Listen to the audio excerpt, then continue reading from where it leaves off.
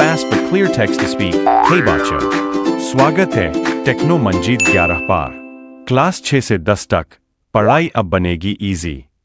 मंजीत 11 पर, जहाँ पर आपको क्लास 6 से 10th की सभी कंप्लीट एनसीईआरटी सॉल्यूशन को पढ़ाया जाता है।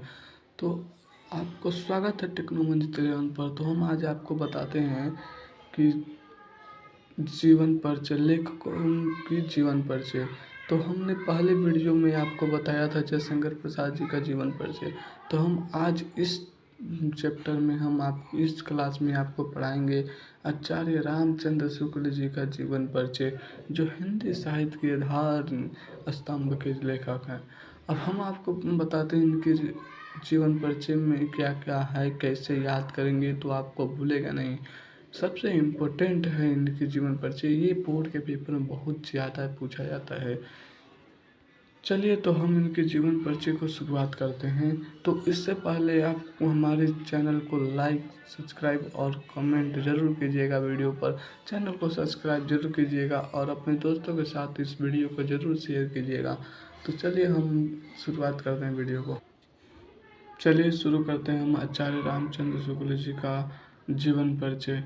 तो आचार्य रामचंद्र शुक्ल जी का सबसे पहले संक्षिप्त परिचय याद करना चाहिए। संक्षिप्त परिचय यदि आपको याद हो जाता है ना, तो जीवन इनकी जो विस्तृत परिचय वो बहुत आसान से याद हो जाएगा। इनका संक्षिप्त परिचय, जैसे कि इनका जन्म जो हुआ था वो 1884 ईस्वी में हुआ था। अगुना के बस्ती जिले के उत्तर प्रदेश में हुआ था। इनकी जो शिक्षा था वो इंटर तक थी। और इन्होंने, इनकी पिताजी का जो नाम था वो चंद्रबली शुक्ल थे। और इनका जो निधन हुआ था, मृत्यु हुआ था, वो 2 फरवरी 1941 में हुआ था।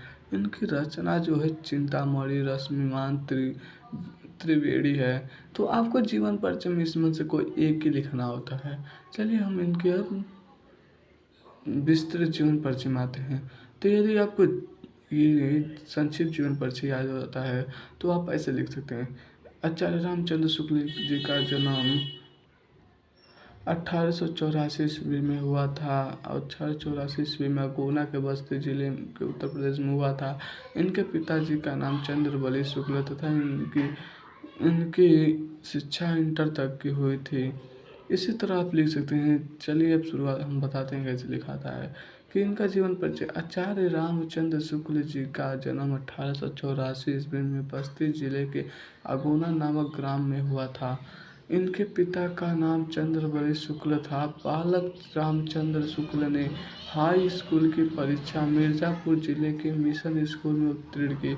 गणित में कमज़ोर होने के कारण उनकी शिक्षा आगे नहीं बढ़ सकी। इंटर की परीक्षा के लिए कायस्थ पाठशाला इलाहाबाद में प्रवेश लिया।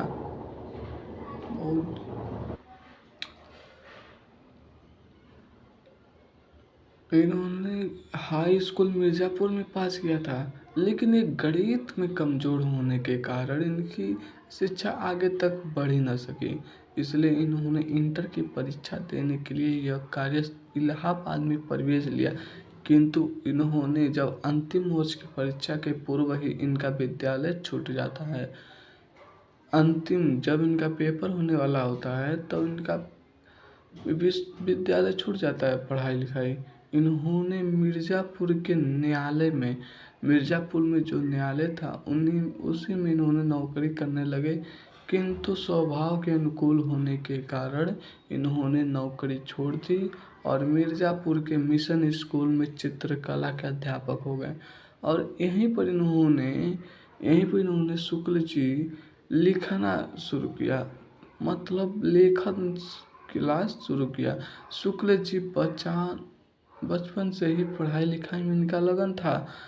तो उन्होंने घर पर ही हिंदी, अंग्रेजी, उर्दू भाषाओं का अच्छा ज्ञान प्राप्त किया था। और उन्होंने साहित्य सेवा करते हुए इनका निधन जो था सन 1941 ईस्वी में हो जाता है। तो क्योंकि इनकी हृदय गति रुक जाने के कारण इनकी मृत्यु 1941 में हुआ था।